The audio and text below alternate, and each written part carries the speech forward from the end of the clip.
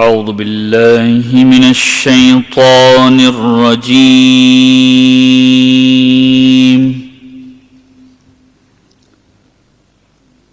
بسم اللہ الرحمن الرحیم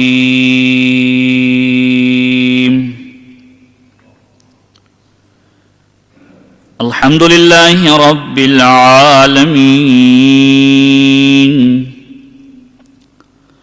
الحمد للہ کما هو أهله الحمد للہ من اول الدنیا الى فنائها ومن الآخرة الى بقائها الصلاة والسلام على أشرف الأنبياء والمرسلين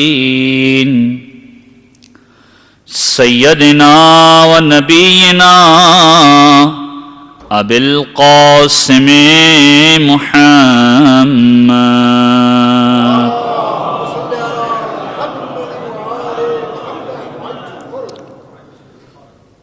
وعلى أهل بيته الطيبين الطاهرين المعصومين المظلومين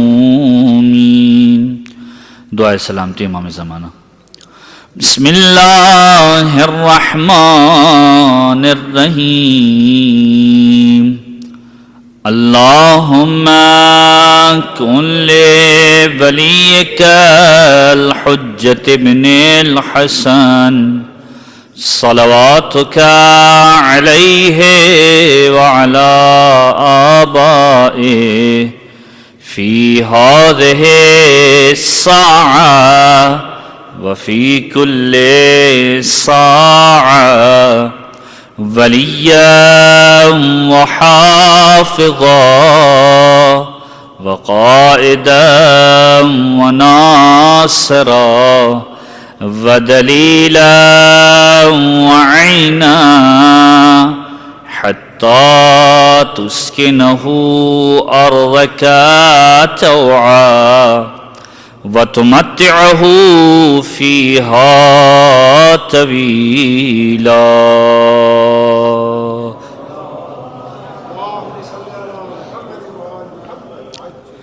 اما بعد فقد قال الله تعالى في كتابه الكريم والفرقانه المجيد بسم الله الرحمن الرحيم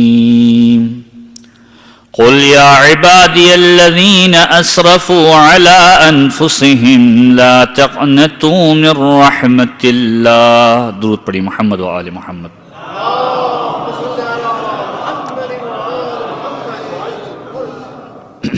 سامعین گرامی قدر، ماہ مبارک کے ذی الحجہ کے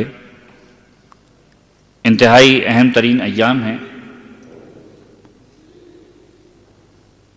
شہادت امام پنجم اور وہ مہینہ کہ جس مہینے کے اندر اگر بنیادی حیثیت کے اعتبار سے دیکھا جائے تو کربلا کے واقعے کا آغاز ہو رہا ہے. پہلی شہادت کہ جو کربلا کے واقعے کی پیش کی جا رہی ہے وہ اسی مہینے کے اندر ہے کہ جب قاصد حسین اس دنیا سے رخصت ہوئے ہیں. آپ کی سماعتوں کی نظر مسلسل اب تک جو گفتگو ہوئی ہے پروردگار عالم کی رحمت کے عنوان سے مختلف معروضات کو پیش کیے گیا کہ پروردگار عالم نے اپنی رحمت کے غلاف میں انسان کو لپیٹا ہوا ہے. ابتدائے انسانیت سے لے کر آخر انسانیت تک پروردگار عالم اپنی رحمت کے غلاف میں انسان کو رکھتا ہے، اور یہ خداوند عالم کی رحمت کا تقاضا بھی ہے اور خداوند عالم کا ارادہ بھی ہے انسان کے ساتھ کہ انسان پروردگار عالم سے اگر یہ توقع رکھتا ہے کہ پروردگار معاف کرنے والا ہے، پروردگار کہتا ہے کہ اس کی توقع مجھ سے خالی نہ جائے. لہذا روز قیامت کے عنوان سے بھی آپ کی سماعتوں کی نظر کیا گیا کہ روز قیامت اگر کوئی شخص پروردگار عالم سے فقط حسن ظن رکھ رہا ہوگا کہ پروردگار مجھے تیری ذات سے عفو درگزر کی امید تھی، خداوند عالم اگرچہ کہ جہنم کے طبقات کی طرف بھیجنے والا ہوگا، جنت کے طبقات میں بھیجے گا۔ اور جب سوال کیا جائے گا کہ پروردگارا، یہ وہ شخص ہے کہ جو گناہگار ہے، خطاکار ہے، اس کے باوجود تو اسے جنت کے طبقات کی طرف بھیج رہا ہے، اس کے لیے جہنم کے طبقات کو ست ہو جانا چاہیے تھا۔ خداوند عالم ایک جملہ کہے گا کہ یہ میری ذات سے بعید ہے کہ کوئی مجھ سے حسن ظن رکھے کہ میں اسے جنت میں ڈالوں اور میں اسے جہنم میں ڈال دوں۔ یہ پروردگار عالم کی رحمت کے خلاف ہے۔ لہذا پروردگار عالم نے ابتدائے انسانیت سے لے کر آخر انسانیت تک انسان کو اپنی رحمت کے غلاف میں لپیٹا ہوا ہے۔ ابھی انسان مارز وجود میں نہیں آیا، لیکن پروردگار عالم اپنی رحمت اس کے اوپر برسا رہا ہے۔ اور اسی ضمن میں آپ کی سماعتوں کی نظر کیا گیا کہ پروردگار عالم نے ذمہ داری لی ہے ہر انسان کی۔ یہاں سے آج کی گفتگو میں اپنی شروع کروں گا۔ رزق کی ذمہ داری پروردگار عالم کے ذمہ ہے۔ 12ویں پارے کی پہلی آیت، وَمَا مِن دَابَّةٍ إِلَّا فِي الْأَرْضِ إِلَّا عَلَى اللَّهِ رِزْقُهَا، کہ روئے زمین پر کوئی بھی چوپایا چلنے والا ایسا نہیں ہے مگر یہ کہ اس کے رزق کی ذمہ داری پروردگار عالم کے اوپر ہے۔ انسان رزق کے بارے میں پریشان کیوں رہا ہے؟ پروردگار عالم نے ذمہ داری لی ہے۔ پیغمبر موسیٰ، پروردگار عالم نے حضرت موسیٰ کو مخاطب کیا ہے کس وقت کہ جب ملک الموت حضرت موسیٰ کی روح قبض کرنے کے لیے آ رہا ہے۔ بہت ہی مشہور و معروف واقعہ ہے، صرف اشارتاً اس کو عرض کرتے ہوئے آگے گزر جاؤں کہ حضرت موسیٰ اس دنیا سے رخصت ہونے والے ہیں، ملک الموت آیا ہے روح قبض کرنے کے لیے۔ حضرت موسیٰ کی عجیب کیفیت ہے، اگرچہ کہ قرآن نے حضرت موسیٰ کا تعارف دوسرے طریقوں سے بھی کروایا ہے، اسی حضرت موسیٰ کو اس طریقے سے تعارف بھی کروایا کہ فرجع موسیٰ الی قومہ غضبان اسفا، جب موسیٰ کوہ طور پر گئے تھے اور ایک عرصے کے بعد، جو عرصہ 40 یوم کا عرصہ تھا، 30 کا تھا، پھر 10 کا ایکسٹینشن ہوا، قوم کی طرف آئے غضبناک حالت میں تھے۔ یہ موسیٰ جب ملک الموت آئے ایک مرتبہ رونے لگے اور کہا کہ اگر کچھ لمحوں کی مہلت مل جائے کہ میں اپنے اہل و عیال سے ملاقات کر لوں، والدہ سے ملاقات کر لوں، بچوں کو دیکھ لوں۔ اس نے پروردگار ہوا ملک الموت تھوڑی دیر کی مہلت کے لیے راضی ہوا کہ پروردگار کا اذن ہے کہ آپ کو مہلت دے دی جائے۔ حضرت موسیٰ گھر کی طرف آئے، ماں اور اہل عیال کو آگاہ کیا کہ اب بالکل آخر وقت ہے اور اب میں اس دنیا سے رخصت ہو رہا ہوں۔ ماں سے رخصت ہوئے، جب بچوں سے رخصت ہو رہے تھے، عجیب کیفیت ہے، اور یہ ہر انسان کی کیفیت ہے۔ اگر کسی انسان کو پتا چل جائے کہ اب میں اس دنیا سے رخصت ہونے والا ہوں تو شاید بہت ساری دوسری کوششیں کرنا شروع ہو جائیں، اگرچہ کہ کوششیں بے سود ہوں گی۔ بچوں کو دیکھنے کے بعد ایک مرتبہ پریشانی کے عالم میں پروردگار سے پکارتے ہیں، پروردگارا کیا کچھ ایام مجھے مل جائیں کہ میرے بچے تھوڑا بڑے ہو جائیں، کچھ دن مجھے مل جائے، بہت چھوٹے ہیں، ان کی پرورش کیسے ہوگی؟ اور یہ ہر انسان کی فکر ہے۔ آج کا مومن، آج کا انسان جمع اس لیے کر رہا ہے کہ کل میری اولاد کے کام آ جائے۔ معصوم کی روایت کا بڑا عجیب جملہ ہے، اور یہ جملہ جب میں پڑھتا ہوں واقعاً آپ ذرا غور کیجئے کہ اسلام نے کس طریقے سے پروموٹ کیا ہے کہ انسان اپنی زندگی کے اندر راہ خدا میں خرچ کرے۔ معصوم کی روایت کا جملہ ہے، پیغمبر کی روایت کا جملہ ہے، ختمی مرتبہ احمد مجتبی محمد مصطفیٰ صلی اللہ علیہ وآلہ۔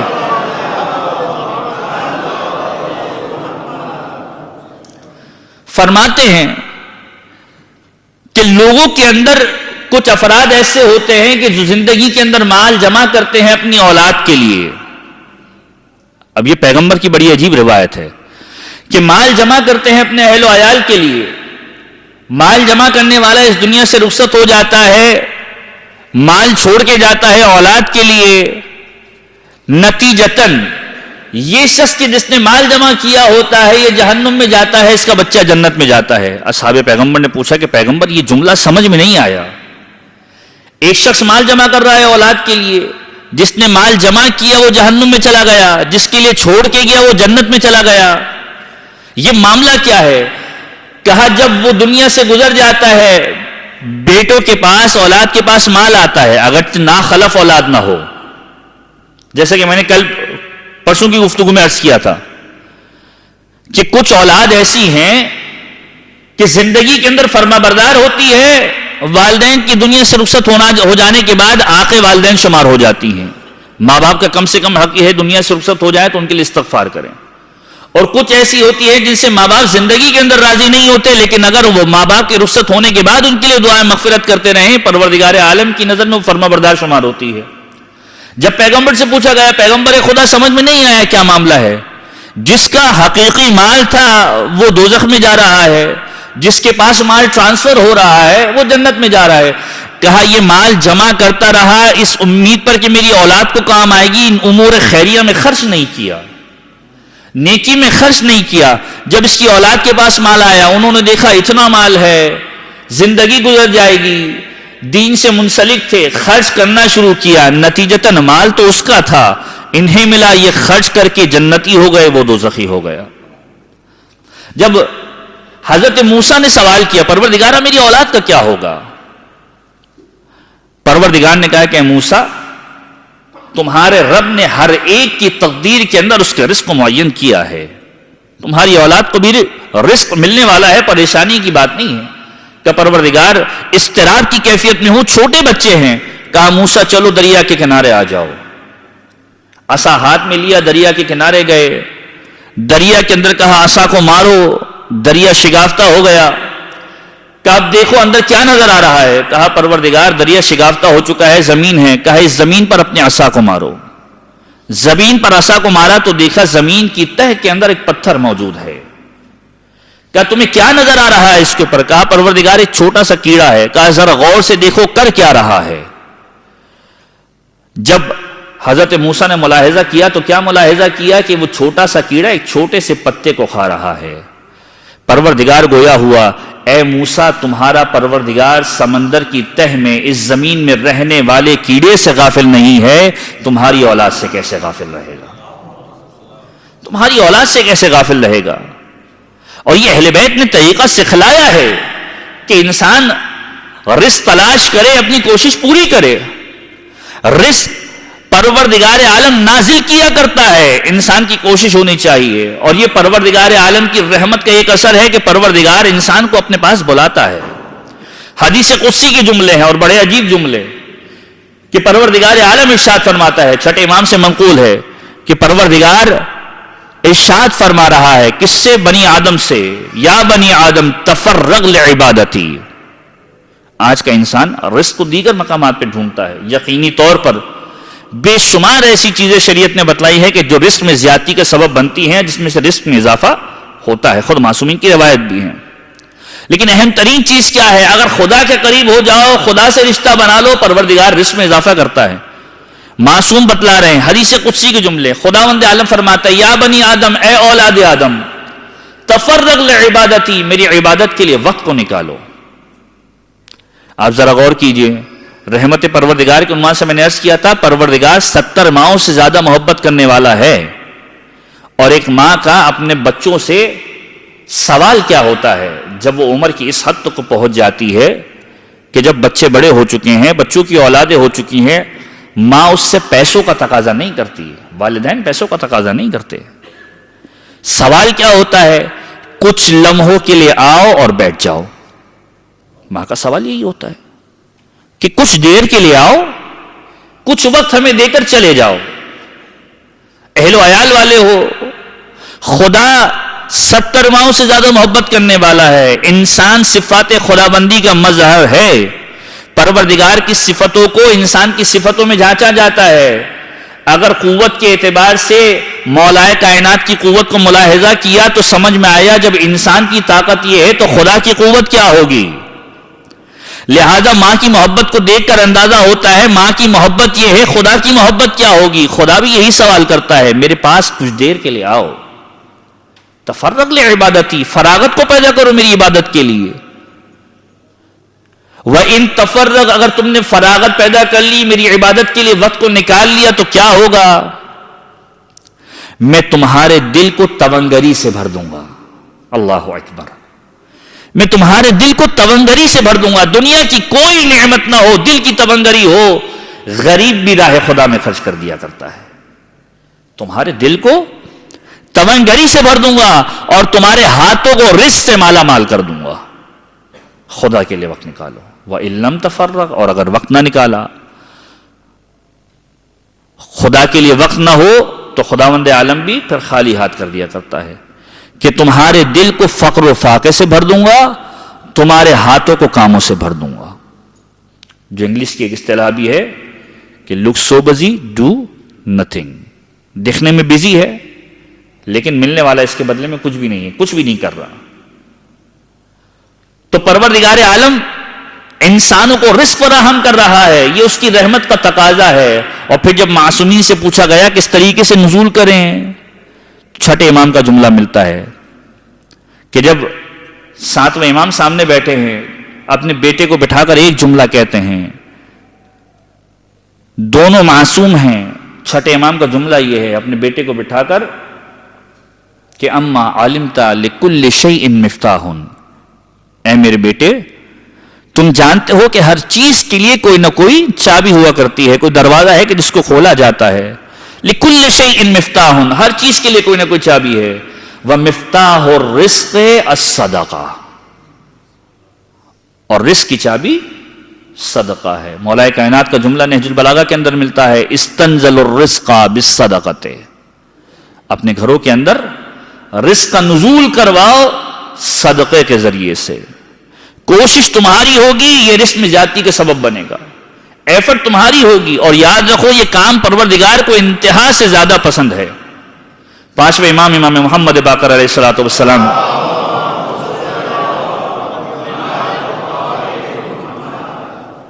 پانچویں امام کی بارگاہ کے اندر ایک شخص آیا امام سے ملاقات کرنے کے لیے، اور امام سے جب ملاقات کرنے کے لیے آیا ہے وہ امام کہ جس امام کو پیغمبر خدا نے سلام بھیجا ہے.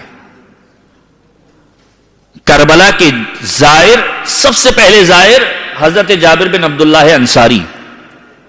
معصومین کا زمانہ دیکھا ہے تواتر کے ساتھ، مولا کائنات کی زیارت سے شرف یاب ہوئے ہیں، پیغمبر خدا کی زیارت سے شرف یاب ہوئے ہیں، امام مظلوم کی زیارت سے شرف یاب ہوئے ہیں، امام حسن کی زیارت سے شرف یاب ہوئے ہیں، چوتھے امام کی زیارت سے شرف یاب ہوئے ہیں.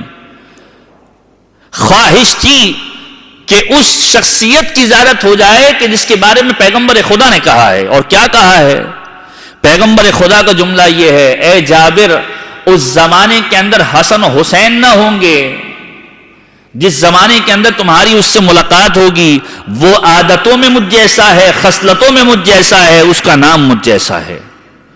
جب تم اس سے ملو تو اسے میرا سلام پہنچا دینا.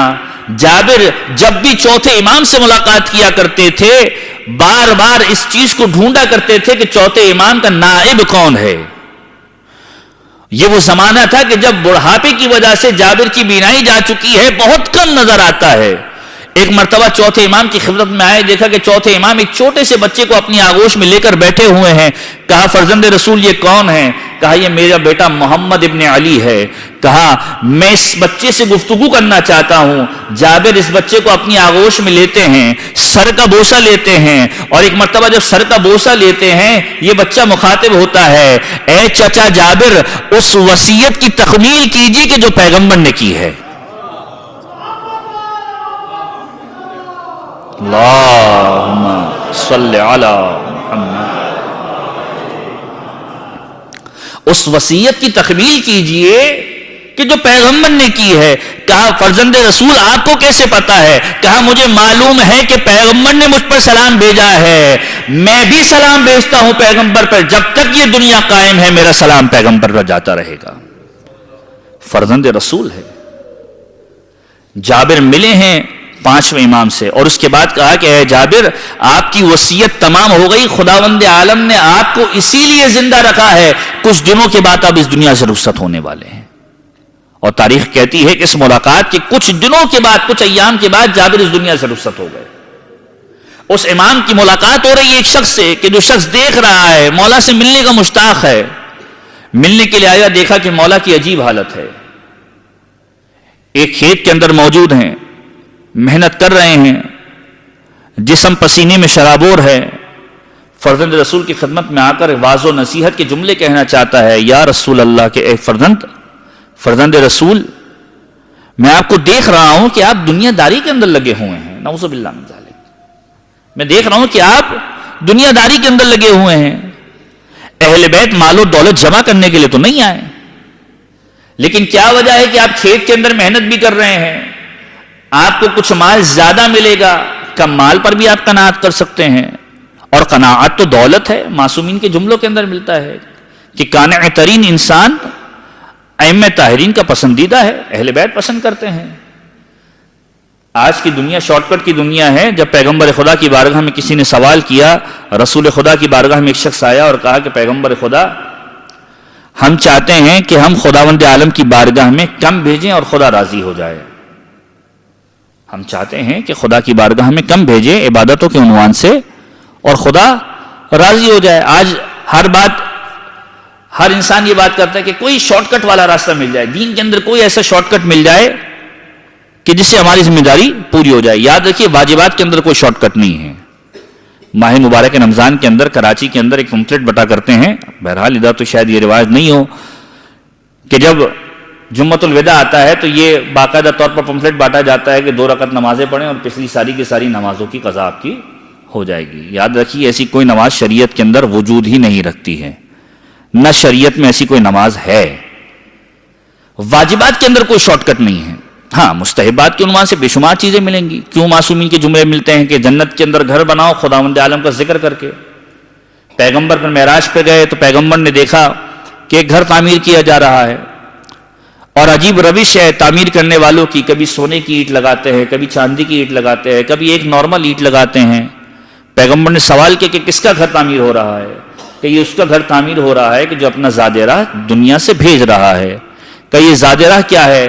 کہا جب انسان پروردگار کی تسبیح میں مشغول ہوتا ہے، سبحان اللہ والحمد للہ ولا الہ الا اللہ واللہ اکبر، یہ تسبیح پڑھتا رہتا ہے، یہ زاد راہ جنت کے مقامات تک پہنچتا رہتا ہے، گھر تعمیر ہوتے رہتا ہے۔ جیسے ہی رک جاتا ہے پروردگار پھر بھی خالی ہاتھ نہیں رکھتا۔ یہ اس کی رحمت کے خلاف ہے کہ کوئی اس کا ذکر کرتا رہے اور پروردگار اسے عطا نہ کرے، اس کا گھر بنتا رہتا ہے۔ تو یہ شریعت کے اندر ان چیزوں کے اندر بہرحال شارٹ کٹ خود معصومین نے بتلائے ہیں۔ اب پیغمبر سے پوچھا جا رہا ہے کوئی ایسا شارٹ کٹ بتا دیں کہ جس سے ہماری ذمہ داری پوری ہو جائے۔ اب 5ویں امام کو جملہ کہا جا رہا ہے کہ آپ قناعت کرنے والے افراد ہیں، آپ کیوں اتنی محنت کر رہے ہیں؟ پیغمبر خدا سے جب کہا گیا، پیغمبر خدا نے کہا کہ ٹھیک ہے، میں تمہیں ایک ایسا طریقہ بتلا دیتا ہوں کہ جس سے تمہارا مسئلہ بھی حل ہو جائے گا اور تمہاری ذمہ داری بھی پوری ہو جائے گی۔ پیغمبر نے ایک جملہ کہا اور واقعاً بڑا عجیب جملہ ہے کہ تم خدا کے دیے ہوئے کم رزق پہ راضی ہو جاؤ، وہ تمہارے دیے ہوئے قلیل عمل پہ راضی ہو جائے گا۔ تم خدا کے دیے ہوئے قلیل رزق پہ راضی ہو جاؤ، وہ تمہارے قلیل عمل پہ راضی ہو جائے گا۔ تو معصوم کو جملہ کہا جا رہا ہے، لیکن معصوم کا جواب کیا ہے؟ 5ویں امام کا جملہ یہ ہے کہ جس کو میں لنک کروں حصول رزق حلال کے ساتھ۔ رزق کی ذمہ داری پروردگار کی ذمہ داری ہے۔ معصوم نے کہا رزق ہر ایک کو ملنے والا ہے۔ جب اس بندے نے کہا کہ مولا آپ دنیا کے لیے لگے ہیں، مولا نے کہا کہ اگر اس حالت میں مجھے موت آ جائے، واقعاً واللہ خدا کی قسم کھا کر کہتا ہوں کہ پروردگار عالم مجھے جنتیوں میں شمار کرے گا۔ کہ فرزند رسول آپ کوشش کر رہے ہیں۔ مولا نے کہا کہ اگر کوئی گھر سے نکل رہا ہے اپنے اہل و عیال کے نفقے کو دینے کے لیے، اور اگر دنیا سے رخصت ہو جائے فہو فی سبیل اللہ، تو وہ خدا کی راہ میں جاتا ہوا گیا ہے، نہ کہ کسی اور کی راہ میں جاتا ہوا گیا ہے۔ کہا مجھے خوف اس بات کا ہے کہ میں کسی ایسے وقت موت کی آغوش میں نہ چلا جاؤں کہ جب میں معصیت پروردگار کر رہا ہوں، میں اپنے گھر والوں کے لیے حصول رزق حلال کا سبب پیدا کر رہا ہوں، لہذا مجھے اطمینان ہے کہ اگر اس حالت میں خدا کی بارگاہ میں چلا گیا تو پروردگار عالم کی بارگاہ میں پسندیدہ ہوں گا۔ تو وہ امام کہ جس کو پیغمبر نے سلام بھیجا، جس کے بارے میں پیغمبر کے جملے یہ ہیں کہ یہ محمد ہوگا، اس کا لقب باقر ہوگا کہ جو علوم کو شگافتہ کرنے والا ہے۔ اور معصوم کے زمانے کے اندر علوم آل محمد کو کس طریقے سے پھیلایا گیا، مقام مقام پر 5ویں امام کے مباحث سے ملیں گے۔ وہ ایک گراؤنڈ تیار کیا گیا کہ جس کے بعد 6 امام کی وہ شخصیت ہمیں نظر آتی ہے کہ جس کی وجہ سے آج ہمیں فقہ جعفری والا کہا جاتا ہے۔ یہ 5ویں امام کا ہی زمانہ ہے کہ جس زمانے کے اندر علوم کو پھیلایا گیا ہے، تقریباً 7 جابر حکمرانوں کو دیکھا ہے 5ویں امام نے. اور عجیب لطافت ہے، ولادت ہوئی ہے 57 سن ہجری کے اندر. علم عدد کے اعتبار سے بھی دیکھا جائے 57 کے اندر 2 ہندسے ہیں، ایک 5 اور ایک 7. اور لطافت تو یہ ہے کہ اگر یہ معصوم ہیں تو 7ویں معصوم ہیں، امام ہیں تو 5ویں امام ہیں. عجیب لطافت ہے. اب مجھے نہیں معلوم کہ اس کے اندر پروردگار کی کیا حکمت ہے، لیکن بہرحال یہ جملوں کا کھیل ہے. 57 سن ہجری کے اندر ولادت ہوئی ہے، اور جو سب سے پہلی مصیبت دیکھی ہے زندگی کے اندر، واقعہ کربلا کی صورت کے اندر دیکھی ہے. اور اس کے بعد وہ سارے کے سارے واقعات مدینہ کے اندر بھی ملاحظہ کیے ہیں کہ جب مدینہ کے اندر مسجد النبوی کے اندر تاراجی کا پورا واقعہ پیش آیا. چوتھے امام کو 35 سال تک روتے ہوئے دیکھا ہے. یہ 5ویں امام کی زندگی ہے. اور علوم آل محمد کو ہر مقام پر پھیلایا ہے. کس مقام پر سنبھالا نہیں دیا اسلام کو. سب سے مشکل ترین جو زمانہ دیکھا ہے وہ حشام بن عبد الملک کا زمانہ دیکھا ہے، کہ جو آخر تک جاتا ہے. امام کی شہادت بھی حشام بن عبد الملک کے ہی دور کے اندر ہوئی ہے. اس سے پہلے کے زمانے کے اندر ہر مقام پر معصوم کو نعوذ باللہ من ذالک رسوا کرنے کی کوشش کی گئی، لیکن معصوم نے علم آل محمد کے ذریعے بتلا دیا کہ ہم حقیقی وارث ہیں. کہ جب معصوم کو دربار کے اندر بلایا جاتا ہے اور یہ طے کیا جاتا ہے کہ معصوم کو نعوذ باللہ من ذالک ذلیل اور رسوا کیا جائے گا، لوگ مسخرے یہ مذاق اڑاتے ہیں، لیکن جب مولا کے خطبے کی باری آتی ہے ایک جملہ کہتے ہیں اور عزت عطا ہو جاتی.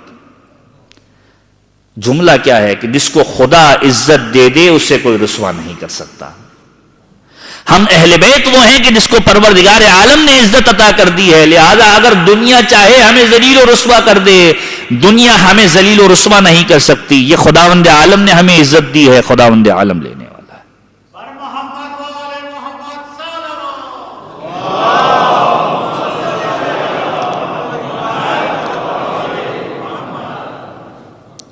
وہ معصوم کہ جس نے مقام مقام پر دین مبین اسلام کی خدمت کی ہے.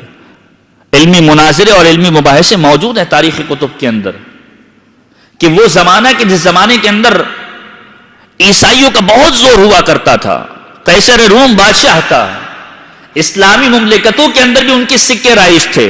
عبد الملک بن مروان کے زمانے کے اندر تقریباً 80-85 سن ہجری کے اندر جب یہ معاملہ پیش آیا کہ عبد الملک بن مروان کو باقاعدہ طور پر خط لکھا گیا کہ اب یہ سکے تبدیل کر دیے جائیں گے، کرنسی کی نئی شکل لائی جائے گی، اور اب جو کرنسی آئے گی اس کے اوپر پیغمبر خدا کے خلاف باتیں لکھی جائیں گی، غلاظتیں لکھی جائیں گی. یہ کرنسی کس طریقے سے تبدیل کی جائے؟ اگر کرنسی تبدیل کی جاتی ہے تو مشکل ہے، کوئی ایسا بیک اپ موجود نہیں. 5ویں امام کے در خانہ پر آتا ہے، مولا معاملہ یہ ہے کہ جو کرنسی ہمارے ہاں چل رہی ہے اس کے اوپر ان کے مذاہب کی چیزیں لکھی ہوئی ہیں، اور اگر ہم کوئی اقدام اٹھاتے ہیں تو پھر پیغمبر خدا کے خلاف باتیں لکھی جائیں گی. پہلا پولیٹیکل اسٹیپ جو مولا نے اس زمانے کے اندر اٹھایا ہے، روم اس وقت مرکز تھا کہ سفیر روم کو پہلے قید خانے کے اندر ڈالو اور اپنا ایک کرنسی یا سکہ ترتیب دو. کہ فرزند رسول کس طریقے سے کا سکہ اس طریقے سے بناؤ کہ ایک سکے کی سائڈ پر پروردگار کی وحدانیت کے اقرار کو لکھ دو، دوسری طرف پیغمبر کی نبوت کے اقرار کو لکھ دو. تاریخ اسلام کی اگر پہلی کرنسی کو اس طریقے سے ایجاد ہوئی ہے تو 5ویں امام کے زمانے کے اندر ہوئی ہے. اور اس وقت تک سفیر روم کو قید کر کے رکھو کہ جب تک اسلامی ریاستوں کے اندر یہ سکہ رائج نہ ہو جائے. مہینوں تک قید کیا گیا، اور اس کے بعد جب سفیر روم کو چھوڑا گیا اور یہ معاملہ پہنچا کہ مسلمانوں نے اپنی کرنسی بنا لی ہے، تو اس کا جملہ یہ تھا واقعاً خاندان اہل بیت کا کوئی ایسا فرد موجود ہے کہ جو جانتا ہے کہ کس طریقے سے اس معاملے سے نمٹا جائے. یہ 5ویں امام کی زندگی. علوم آل محمد کو اس طریقے سے پھیلایا ہے کہ اگر کوئی غیر مسلم بھی آیا ہے تو اسلام لیے بغیر نہیں گیا ہے. امام کے کلام کی تاثیر یہ ہے کہ جب امام دربار کے اندر آتے ہیں تو خطبات دے کر جاتے ہیں، اور جب خطبات دے کر نکلتے ہیں، ایک مرتبہ مولا حشام بن عبد الملک کے دربار سے نکلے ہیں، اور دربار سے جب نکلے ہیں لوگوں کا ہجوم دیکھا کہ جو ایک مقام پر جمع ہو رہا ہے۔ ہجوم دیکھنے کے بعد جب لوگوں سے پوچھا کہ یہ لوگ کہاں جا رہے ہیں، کہ یہ ایک عالم نصرانی ہے کہ جو سال کے ایک دن زیارت کرواتا ہے، لوگ اس کے لے جا رہے ہیں۔ مولا نے چہرے پر نقاب کو رکھا اور اس کی محفل کے اندر جا کر بیٹھ گئے۔ بوڑھا تھا، جب محفل کے اندر آیا نظریں دوڑائی، معصوم کی طرف نگاہ گئی، کہا کہ مجھے سمجھ میں نہیں آتا کہ تم کون شخص ہو، آیا امت مرحومہ میں سے ہو یا میری امت میں سے ہو؟ مولا نے کہا کہ امت مرحومہ میں سے ہوں، وہ امت کے جس کے اوپر رحم کیا گیا ہے، پیغمبر کی امت میں سے ہوں۔ کہا علماء میں سے ہو جاہلوں میں سے ہوں؟ مولا نے دوسرا جملہ کہا کہ جاہلوں میں سے نہیں ہوں۔ یہ نہیں کہا علماء میں سے ہوں، جاہلوں میں سے نہیں ہوں۔ کہ اگر میں سوال کرنا چاہوں، مولا نے کہا شوق سے سوال کرو۔ کہ فرزند رسول یہ بتائیے کہ 24 گھنٹوں کے اندر، دن رات کے اندر وہ کون سی ساعت ہے کہ جو نہ دن میں شمار ہوتی ہے نہ رات میں شمار ہوتی ہے؟ اب یہ سوال معصوم سے کیا جا رہا ہے، اور کتنی اہم ترین ساعت ہے، معصوم کی روایت اس بارے میں موجود ہے۔ جو کہا جاتا ہے کہ فجر کی نماز کے بعد انسان طلوع آفتاب تک جاگ کر گزارے، عبادت کے اندر گزارے، قرآن کی تلاوت کرے، رزق کے حصول میں نکل جائے، یہ ایسے ہی نہیں کہا جاتا۔ معصوم کا جملہ یہ ہے۔ اب جب سوال کیا گیا مولا دن اور رات کے اندر کون سی ایسی ساعت ہے کہ جو دن میں شمار ہوتی ہے نہ رات میں شمار ہوتی ہے؟ معصوم کا جملہ یہ ہے، وہ ساعت کی جو فجر کے بعد طلوع آفتاب تک کی ساعت ہے۔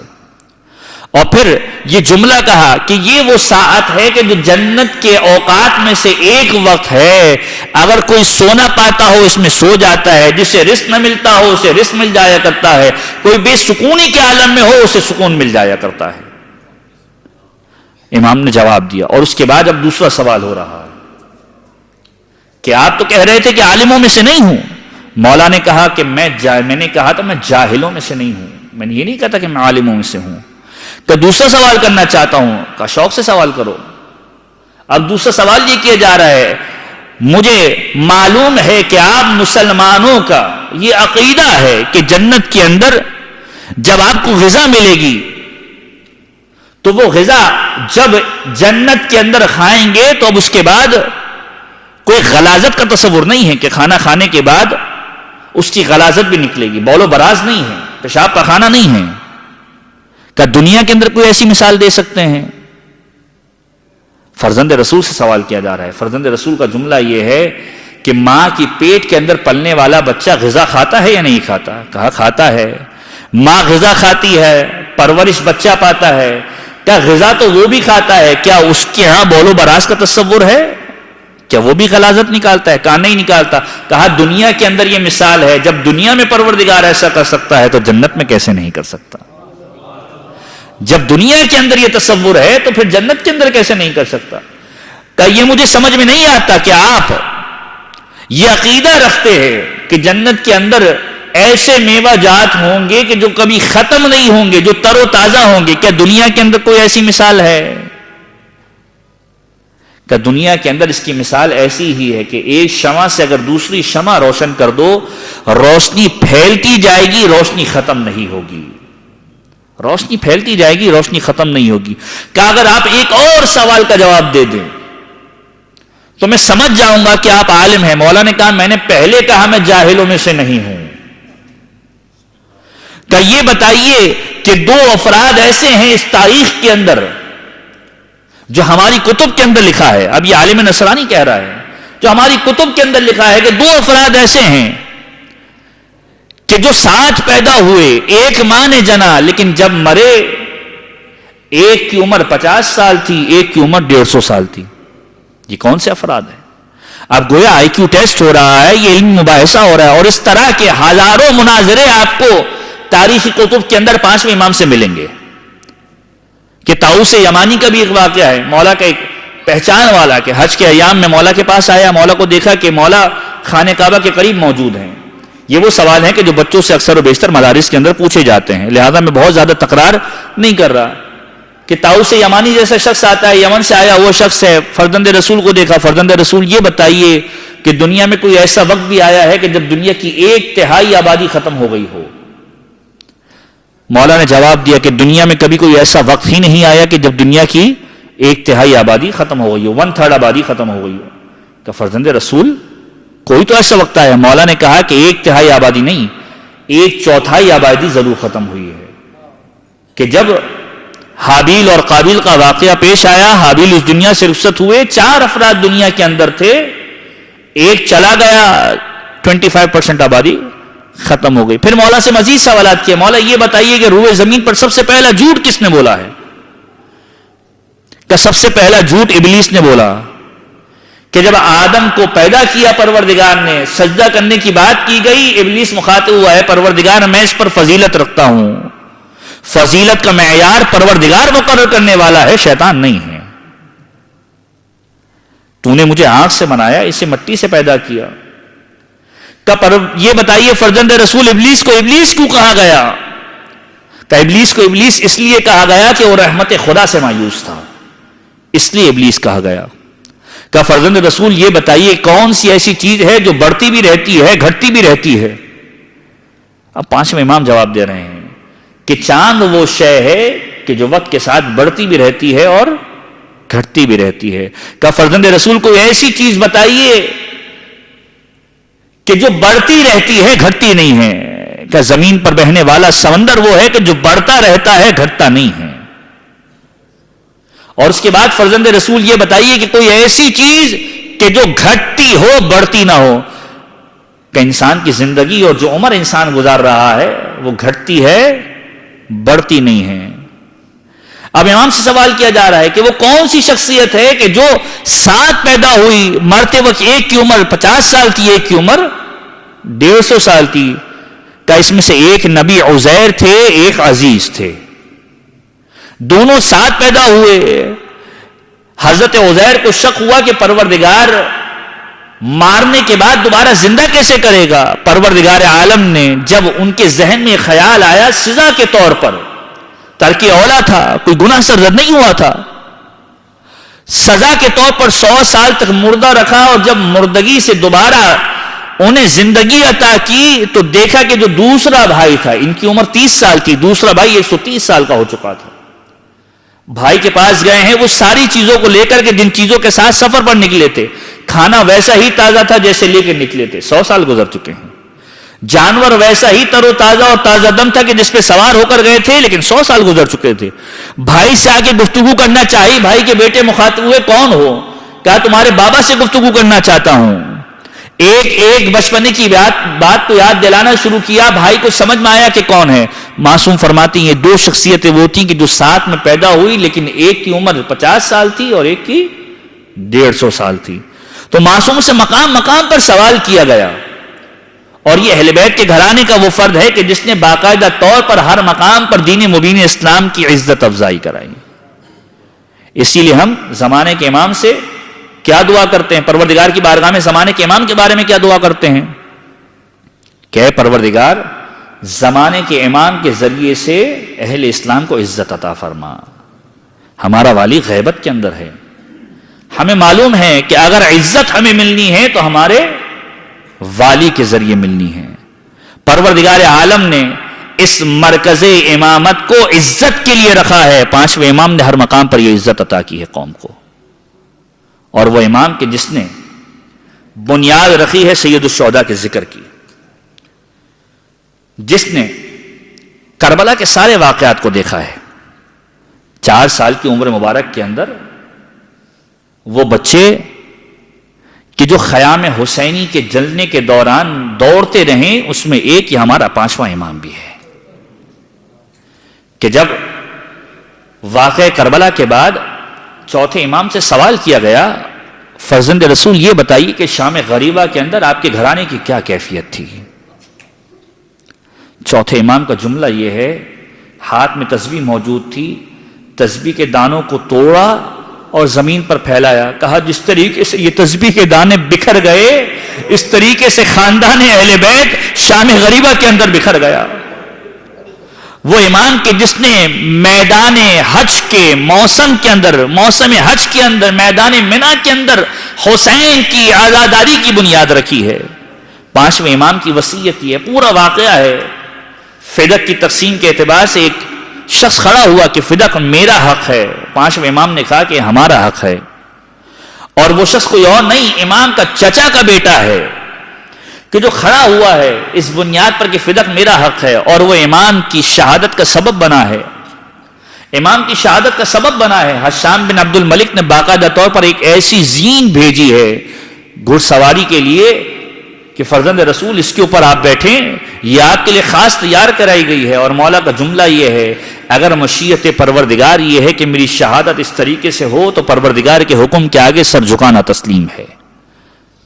سر جھکانا تسلیم ہے. چھٹے امام کو بلایا ہے، مدینہ ہے، مدینے کے اندر چھٹے امام کو بلانے کے بعد پانچویں امام وصیت کر رہے ہیں کہ میں 800 درہم چھوڑ کر جا رہا ہوں کہ اگلے سالوں کے اندر جب منا کے اندر موسم حج آ جائے، میدان منا کے اندر میری عزاداری کرنا، میرے ماں باپ کی عزاداری کو کرنا. آج بھی منا کے میدان کے اندر عزاداری کرنا ایک رسم ہے اور معصوم کی سنت ہے کہ جس کو ہمارے حجاج باقاعدہ طور پر قائم کیا کرتے ہیں کہ پانچویں امام کا یہ فرمانا تھا کہ منا کے میدان کے اندر ہماری عزاداری کو فراموش نہ کرنا.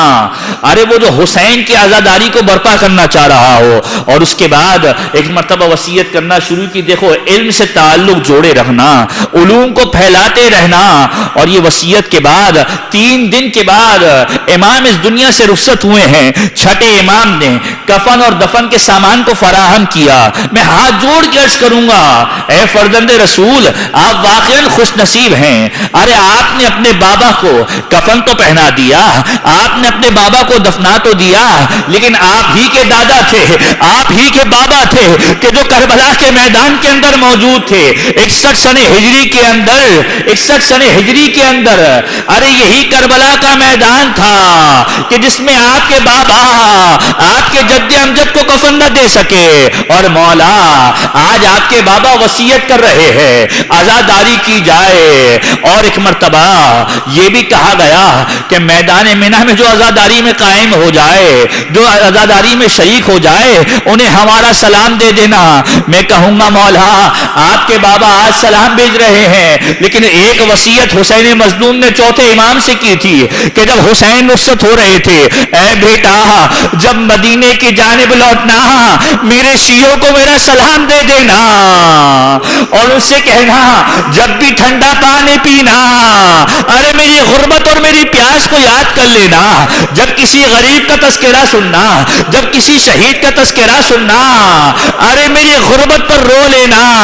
میں ہاتھ جوڑ کے عرض کروں گا اے چھٹے امام ارے آپ کے بابا آج دنیا سے رخصت ہوئے، آپ رو سکتے ہیں، ماتم کر سکتے ہیں، لیکن ہائے کربلا کا سید سجاد، ہائے آپ کا بابا محمد باقر کہ جب کربلا کے میدان میں حسین دنیا سے رخصت ہوئے، کفن دینا تو دور کی بات، دفن کرنا تو دور کی بات، جب اہل بیت کے گھرانے کے بچے روتے ہیں انہیں رونے نہیں دیا جاتا.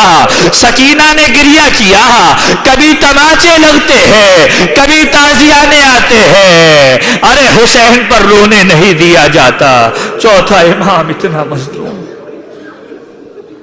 وَسَيَعْلَمُ الَّذِينَ ظَلَمُوا آلَ مُحَمَّدٍ أَيَّ مُنْقَلِبٍ يَنْقَلِبُونَ. بار الہ ہمارے اس قلیل توسل کو اپنی بارگاہ میں مقبول و منظور فرما. پروردگارہ ہمارے تمام گناہان کبیرہ و صغیرہ کی مغفرت فرما. پروردگارہ ہمارے مرحومین کے گناہان کبیرہ و صغیرہ کی مغفرت فرما. پروردگار ہمارے والدین کے گناہان کبیرہ و صغیرہ کی مغفرت فرما. پروردگار ہم ناقص ہیں، ہمارے اعمال ناقص ہیں، ہماری عزاداری ناقص ہے. پروردگار تو کامل ہے، تیری قدرت کامل ہے. ہمارے اعمال ناقصہ کو، ہماری عزاداری ناقصہ کو، ہمارے افعال ناقصہ کو، ہمارے اذکار ناقصہ کو پروردگار اپنی قدرت کاملہ کے ذریعے سے اپنی بارگاہ میں مقبول و منظور فرما. پروردگار جو اہل بیت کے چاہنے اور ماننے والے دنیا کے کسی بھی کونے میں آباد ہیں، پروردگار ان کی جان، مال، عزت و آبرو کی حفاظت فرما. پروردگار یہ محفل ہے کہ جہاں پر شہزادی کونین آتی ہیں اور جہاں شہزادی کونین آ جائیں وہ دعاؤں کی قبولیت کی محفل ہوا کرتی ہے۔ ہمارا عقیدہ ہے، ہمارا اطمینان ہے کہ جہاں حسین مظلوم اور اس کی آل کا تذکرہ ہوتا ہے شہزادی کونین آ کر گریا کرتی ہیں۔ پروردگار یہ وہ محفل ہے کہ جس میں شہزادی یقینی طور پر آئی ہوں گی اور یہ دعاؤں کی قبولیت کی محفل ہے۔ پروردگار جو مومن اس محفل کے اندر آیا ہے، جو حاجت لے کر آیا ہے، جو پریشانیاں لے کر آیا ہے، پروردگار ان تمام مؤمنین کی تمام پریشانیوں کو دور فرما، ان تمام مؤمنین کی تمام جائز حاجات شرعیہ کو پورا فرما۔ پروردگار ظلم و ظالم سے انتقام لینے کے لیے اپنی آخری حجت امام عصر والزمان کے ظہور میں تعجیل فرما، ہمیں ان کے اعوان و انصار میں شمار فرما۔ ربنا تقبل منا انک انت السمیع العلیم وتب علینا بحق محمد وآلہ الطاہرین۔ سورہ فاتحہ کے التماس ہے حاضرین اور بانیان کے تمام مرحومین کے لیے، اور نماز وحشت کی اور سورہ فاتحہ کی خاص طور پر التماس ہے مرحوم موسم علی ولد اصغر علی کے لیے۔ تمام مرحومین کو یاد کرتے ہوئے علی الخصوص جو مومنین یہاں پر موجود ہیں ان کے مرحومین کو یاد کرتے ہوئے 1 مرتبہ سورہ الحمد اور 3 مرتبہ سورہ اخلاص۔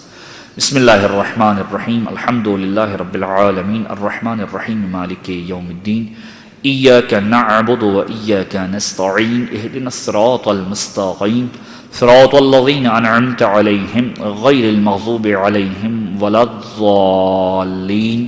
بسم اللہ الرحمن الرحیم، قل هو اللہ احد اللہ الصمد لم یلد ولم یولد ولم یکن لہ کفوا احد۔ بسم اللہ الرحمن الرحیم، قل هو اللہ احد اللہ الصمد لم یلد ولم یولد ولم یکن لہ کفوا احد۔ بسم اللہ الرحمن الرحیم، قل هو اللہ احد اللہ الصمد لم یلد ولم یولد ولم یکن لہ کفوا احد۔ اللہم اغفر للمؤمنین والمؤمنات والمسلمین والمسلمات الاحیاء منہم والاموات، تابع بیننا وبینہم بالخیرات انک مجیب الدعوات انک علی کل شیء قدیر برحمتک یا ارحم الراحمین۔ ماتم حسین۔